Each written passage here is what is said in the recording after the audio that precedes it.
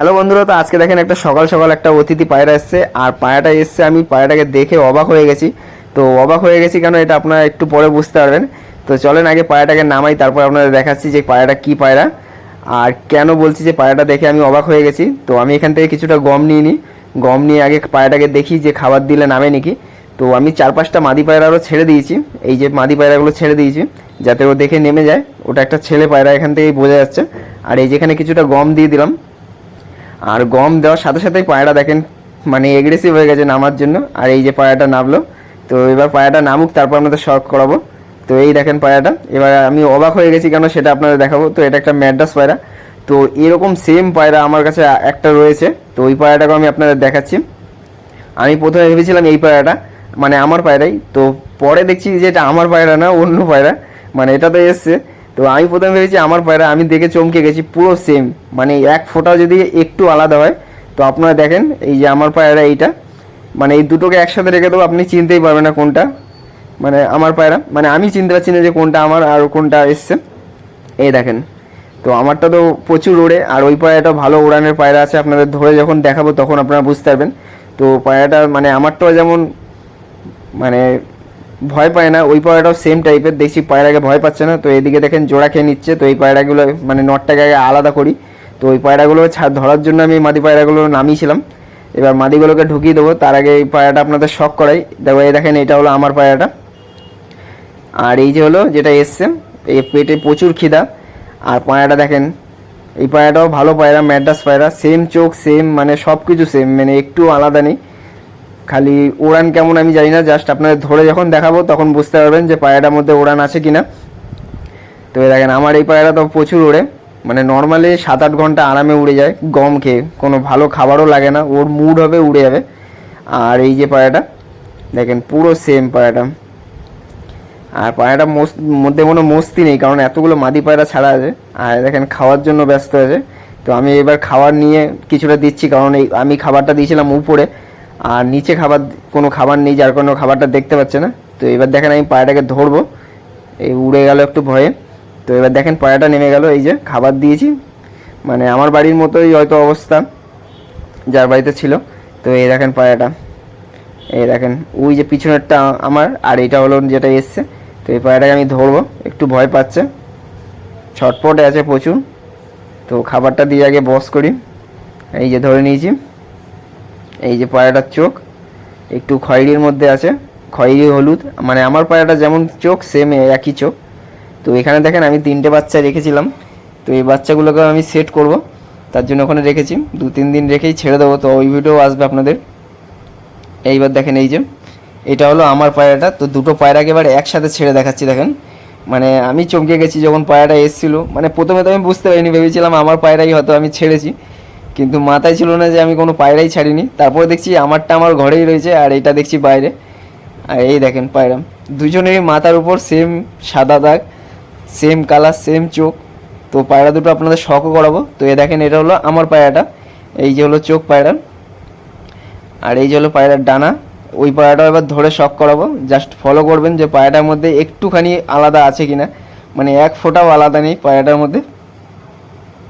তো এই যে আমার পায়রার ডানাটা শখ করালাম। তো এবার আমি ওই পায়রাটাও শখ করাবো যাতে আপনাদের বুঝতে সুবিধা হয়। দেখেন এটা হলো ওই পায়রাটা, দেখেন সেম চোখ, এরও সেম চোখ, ওরও সেম চোখ, মানে কোনো আলাদা নেই। আর সেম মানে একটা যে দেখেন এর 9-10 পালক উঠছে।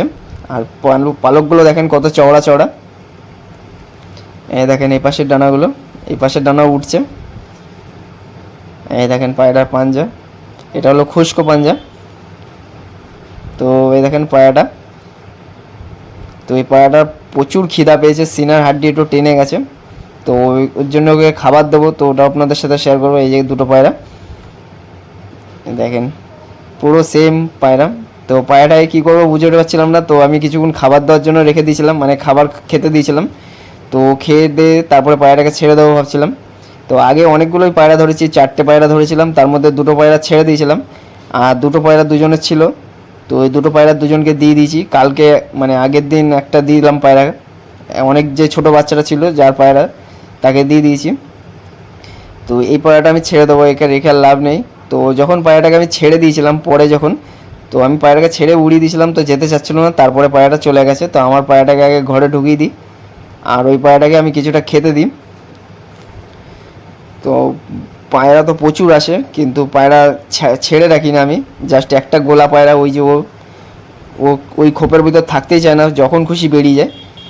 যার কারণে ওই একটা পায়রাই আমার বাইরে থাকে। নয় এখানে যদি 30-40টা পায়রা আমি ছেড়ে রেখে দিই, মানে মাসে কমসে কম 5টা থেকে 6টা পায়রা আরামে ধরতে পারবো। কিন্তু পায়রা ধরি না, আগে প্রচুর পায়রা ধরতাম, মানে মাসে 15-16টা পায়রা ধরতাম আগে। অনেকে পায়রা পুষতে পারে, মানে আরও এদিক ওদিকে পায়রা আসলেই, মানে আমার বাড়ির পজিশনটাই এমন ছিল যে ওখান দিয়ে উড়ে গেলে যদি কোনো নতুন পায়রা, সে আমার বাড়িতে বসতেই যাবে একটু নজর খারাপ হলে। আর যদি নজর ভালো হয় তাহলে তো পায়রা সেনা হয়, পায়রা বসতে চায় না।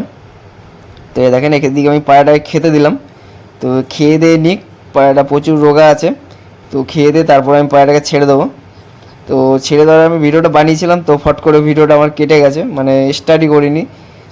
তো আবার যদি আসে আমি দেখিয়ে দেবো পায়রাটা। এই দেখেন, তো এখানে আমি জল ফল দিয়ে দিলাম।